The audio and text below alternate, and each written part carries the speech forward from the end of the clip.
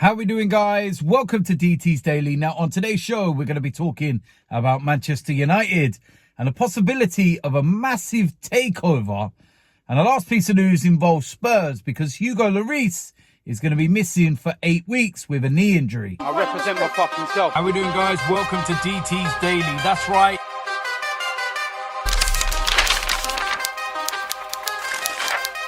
So the first place we're going to start is Manchester United. Breaking news yesterday about a possible takeover by a Qatari investment company. It's like a consortium from the Qatari group. And yeah, it's a bit of a out of the blue, should we say. We know that Manchester United are supposedly up for sale. We know about the Glazers and everything else. And then there's been rumours lately that they're not going to be put up for sale. They might, sell a little share. They're kind of happy at the moment because of Erik ten Hag. And then you kind of don't really know. So looking at this, news that was breaking, I've kind of had a look into, some of it and kind of trying to get the gist of it. And what I've, been able to see is that they're also connected to PSG. Now, this might not sound, like a bad thing. Initially, you think to yourself, okay, if these people are involved with PSG, look at what PSG have done, look at the amount of money that they've been able to spend and everything else. Great, Erik ten Hag will get loads of money. But there's also a few little bits to that might be a few stumbling blocks, because today, some news emerged that if they are taken over by the same group, then either Manchester United or PSG would not be able to enter into the Champions League. The reason for that is because of the conflict of interest. And the rules state that, two teams that are basically owned and invested by the same company would not be able to compete in the same competition. And I think obvious reasons why, because you could, what's the best word for this, but without saying cheating, but, you could just kind of manipulate a result, shall we say, if something was needed for one or the other.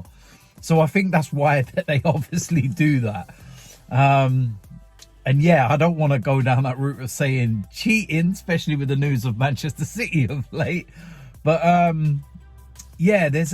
look, Man United fans, there's going to be a few stumbling blocks first. I can understand that Manchester United fans will be kind of excited about it in some respects. But on the other hand, I also do think as well that Manchester United fans need to realise that they've not exactly been poor. They've not exactly, been scraping the barrel and not been, having funds available to buy new players. The problem is that the managers you've had in since Sir Alex Ferguson have just wasted all of the money that you've been given. You look at Erik ten Hag and, the proof is in the pudding. And eventually, you'll know as we go into next season, etc. But so far, for example, you're looking at Antony, 100 million, something along them lines he was. Absolute waste of money.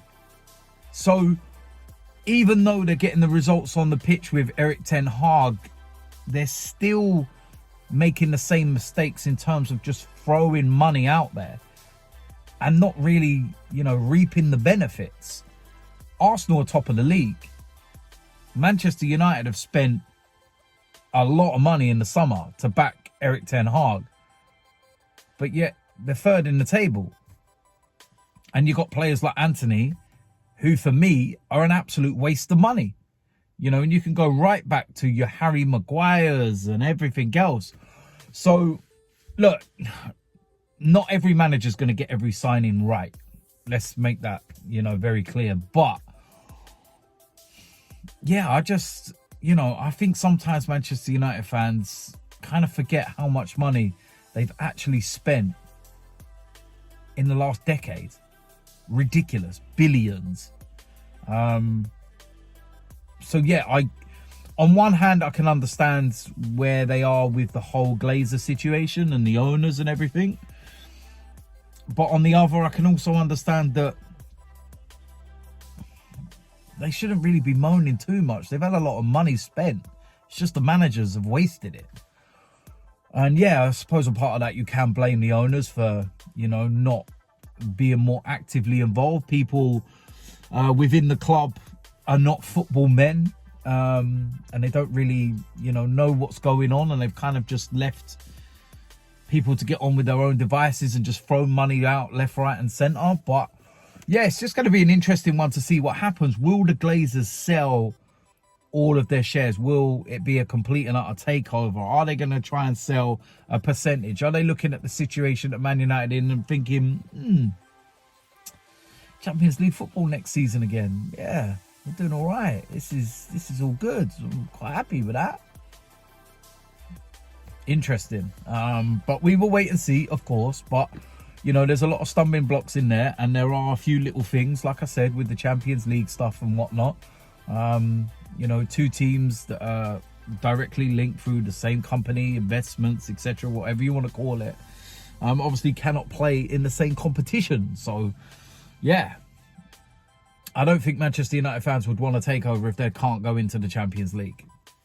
Put it that way. So it's interesting, and we'll wait and see what happens in due course. Now, next piece of news involves Spurs, and this one come out of the blue, really. Hugo Lloris is going to be out for up to 8 weeks after picking up a knee injury in the game against Manchester City. And the reason why I said it just came out of the blue, because obviously he played the game. It didn't look like there were any issues, but clearly there was. They're saying that it's not severe enough for an operation to be needed, but he is going to be out for up to 8 weeks. Now, I know that we've, you know, taken the mick out of Hugo Lloris and his performances of late. And as an Arsenal fan, it's always quite funny when you see a Tottenham player, you know, in a bad run of form or making mistakes, etc. But, you know, I don't know where Spurs fans sit with this one.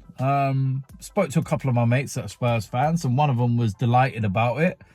And one of them said that despite his flaws and whatnot, he's actually gutted about it. And, you know, they're going to have, you know, a deputy goalkeeper in Fraser Forster. And he's going to have to come in at the business end of the season when things get really, really tough. So how will he deal with that? How will Spurs deal with that? Because if there's one thing that Hugo Lloris does have, it's that experience and that knowledge. So it's going to be an interesting one to see what happens. But yeah, I don't really care about what happens to Spurs on the pitch, to be honest. But listen, at the end of the day, I'm not going to lie about it, am I? But listen, yeah, we'll wait and see what happens with that one. But listen, yeah, speedy recovery, regardless of footballing rivalry. You don't wish injury on anybody. So, yeah, we'll wait and see what happens with that one. And we'll wait and see whether that does affect Spurs for the remainder of the season. So there we go. That is it for today's DT's Daily. As usual, listen, big shout out to everybody that's getting used to the show, coming back around each and every day, Monday to Friday, 7 p.m. UK time.